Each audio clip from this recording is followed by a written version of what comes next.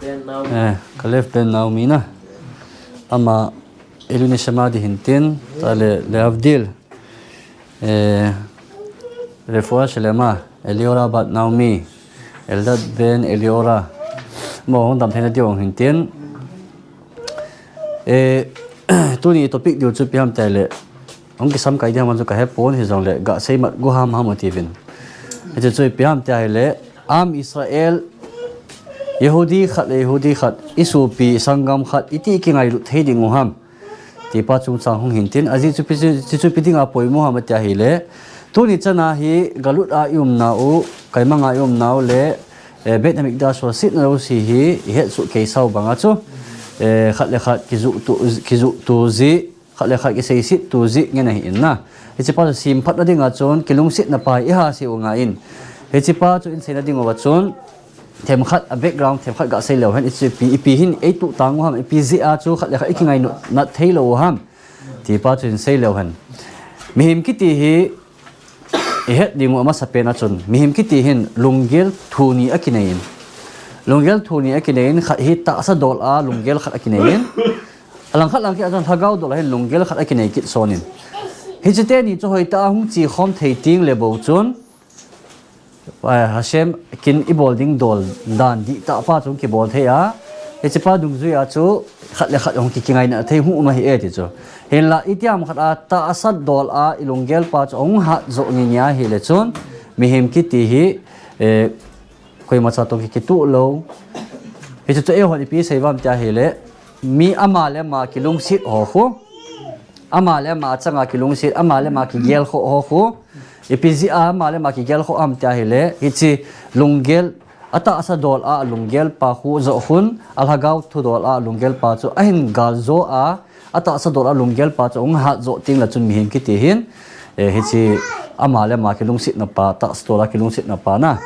ho he thei pending wa hichi chong hi in ale a simple meaning chu piham amale ma mi him amale ma ki lung sit tia de chon meeting gel lo na ama phat chuma ding bo ki gel aman ane pole amana adon pole midangin ne hi zong le midangin don hi zong le midangin mu hi zong le ken kamu pole tia ama ding bo ki gel pa chu ama le ma khilung sit ti na hi e ti chu he chi pa chu apha ham aphalo ham ti pa chu velo han ichana sim phat them ipidia sim phat ngai ham ti chu velo han gemara ahin gemara evamot masakh evamot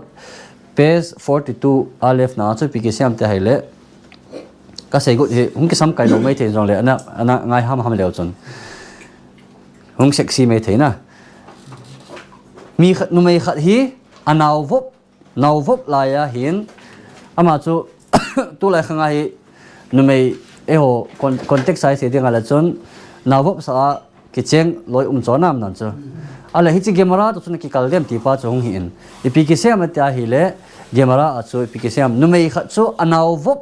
lai ta achun kitchen pi hi na ti chu nu me kha chu na ovop lai ta in kitchen pi hi na ti ong sei be na chu pi siam te le hi chi anaw vop chu nang cha hi loading mi cha avop na mi cha avop pe lai ta achun kitchen pi hi na ti na dei a na ngai a na kitchen pi nun te te a hi le anaw anei zo pha le kitchen pi na ti chu ai wangin anaw vop en kitchen pi hi helen ti pizia ma tia hi le mi him ki ti aki phat lo dan chu ong sei gut cho hinge mi khat ama in mi khat asu ga ama cha avop a hi la chon ama cha avop phat le khon nu pa hong ki ti mat ting le azinu chon anaw ama naw avop pi a hi la chon akiti mat ting ung le khon pasal pa chon pilwang ta in azinu chu akiti mat pi e ati cho hin la midam cha avop ong hi ting le chon hi chi aziding pa chon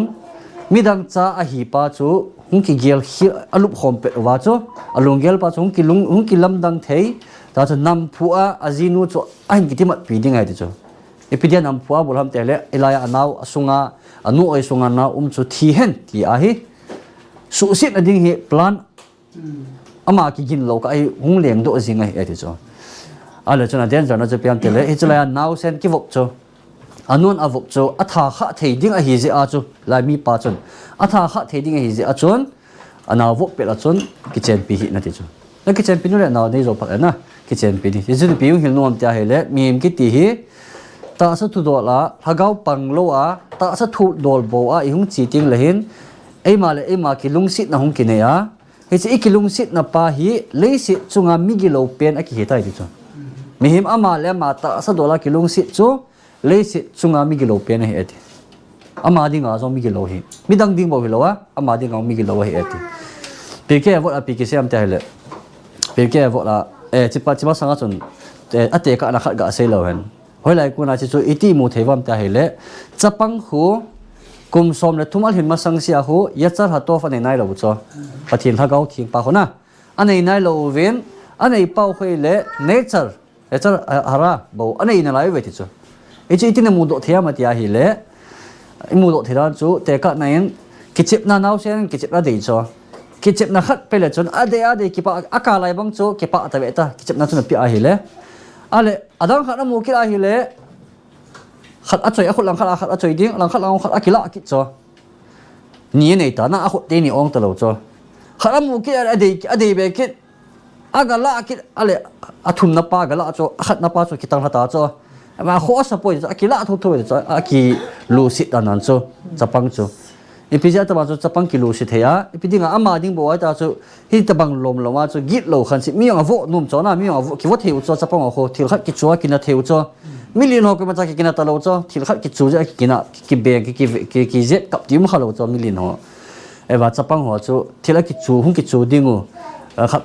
pa kap zong le tia hi kho sa nei lo ki ka chan di po le ti cho cái chân đi bộ lại tai khát bao á dễ cả yên na tao chấp băng cặp lại yên cho hiện cho chụp gì am tia hay lẽ hiện chấp băng lùng gel khu mi him ama lẽ mà ta sẽ đồ là không khi ngày nợ phát lên hiện chỉ bắt hiện pi ra thao pa chu lovin ama ta sẽ đồ là hiện chỉ lùng gel pa bộ chu pi hi ta gì cho ama ding bộ ki gel mi dang ding gel pi thei ta lo hi e ti chu ale hita banga chu tun tem khat ama lẽ mà in ama chu zn nei tai ta te zn nei a chu azinu chu kangai na e kalung sit e ti jing zong le alung sit a chu bul hing lo a hi e ti chu pgm pk avo chapter zat na ta ka het ta point la ji ki seida na chapter 2 le kilomin a ki seina chu pk siam ta hi le kilung sit na ki ti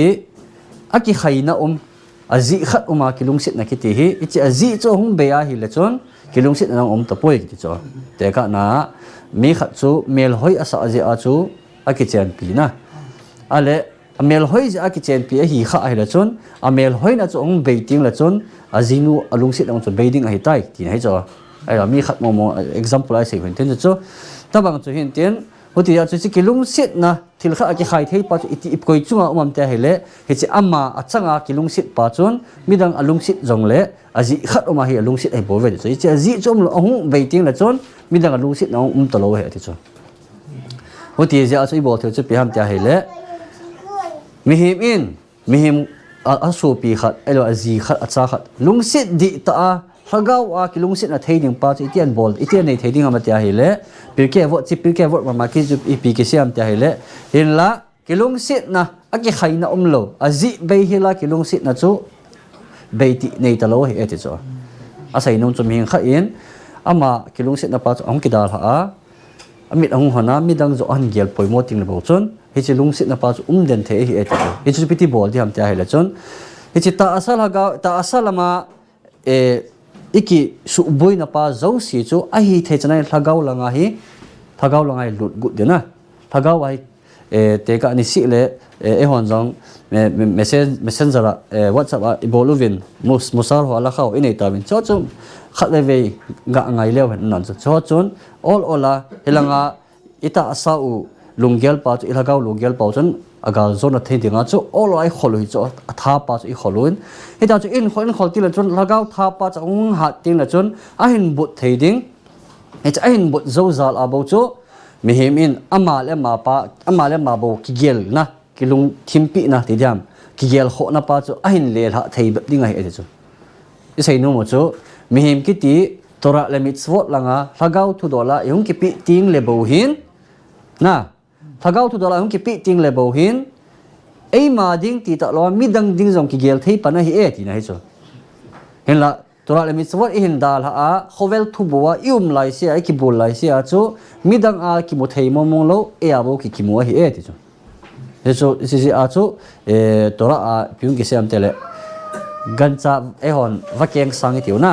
wa keng sang khu evit a amin khasida ki cho khasida cho ipya ku nang kunam tele kheset a ku nang kun cho mi khutu thim tina cho a ku namin kla do a wacha mi khutu thim wacha ki ti cho ipidinga ita cho hungki min vo ha ma te hele gemara yoma a ki seidana cho ipida ta cho hungki min vo khulina ki seidana cho ipida ta cho hungki min vo am te hele azi cho ama in asu pite ho ati cho asu pite cho ama to akiba pi ho zo si hi a khutu ati cho chi wacha hin a khutu ne hele chi ami khutu na pa cho asu ama to kiba pi ho zo si a khutu na pa cho a khutu wal zi achun a pathin in alung si in chachon hi ta bang mi khutu thi me ha hele asu pi sang khutu thi me hele amin jong mi khutu thim wacha tin khutu thim wacha tin amin pitang ka te ta khasida tang vai ang pi ati cho ala question do bi kha khamim ten pi seiwam ke mala cha ale hu banga pathin a khutu thim wacha tia hi amin vo a hi le ipz a chu gan cha ni thing le ne thing lo hung khen na a chu hi chi wacha chu ne thing lo la apang ha ma ti chu na hu banga pathin a khutu a mi thil asu pi khutu thim ati a hi banga chu agel sanga le wacha ne thing la chun pang le kilom hi chu la ti chu ipiding a wacha thing lo la chu pang ha ma ti chu azi chu pizi am ta hele ama in kubo ki ve ti cho ama in kubo ki ve in kodang ho abui pi poi ti cho ke in songa phat pole ati ti cho ke in songa ke ho ka de du om pole na ka don du om pole ti hin hitia chu lungel ane ji a chu pathinin oti ji a chu ta tu na gel na ke chun khutu thi me ta ka hong gel nang in sumbo na ki gel na tia hi wa cha thing lo la hong ko ya ti cho lai ko na hil nu mo che pi ham ta hele izo ai se chu scope neu cha khat ai se hin ten to chu te pha hung li beo hin izo ai se pau chu mi zo si hin khutu thine dinga chun ipi i bol ngan tele ei ma mi chang chunga ki ngam chu tora le mi chfot langa hi ki ha pi ding hi chi ki ha pi to dung zui a chu mi dang jong khutu na inei thei dingu hin ten hin la hi chi mi dang khutu na thaine hung nei pa chu izo a wacha khasida ta banga chu hi gut kit loading in sung mi bo chu khutu ding icha te bo khutu ding izi bo khutu ding hil kit lo nam pi levela hung chi kit ngai na nan pi levela hung chi ding ichi ting le chon a mi sel pum pi hi lungsit na khutu na hin nei ding ichi ho chu ipia kuna ki panham te le ei ma chunga ki panin ichi i bol ding step number 1 i bol ma sat ding chu ichi pa bo hi tunia isei do nomu ikela ina ikipu ding chu piam ta hele tora le mitzvot a ikipi dung zu in midang isupi isangam jong hi ngai na ikipi ela tora le mitzvot a ikipi to dung zu in mi khutu na le milung sit na hi akinei thein leisit langa ikipi dung zu in mi to ke kingam hlat na mi muda na hi to chun ki te ka ai ti pa hi dai te thil te tu dan pa chu mida kinegit mida pa chu hi dung zu chi hi ti pa chu hi pa isei do nu hin tin isei hiu la ki ngai demu tin isei kha o chang ni oma hele iluina shama ka left ben naomi ama thakau dop sana ding hum pang chu ta he no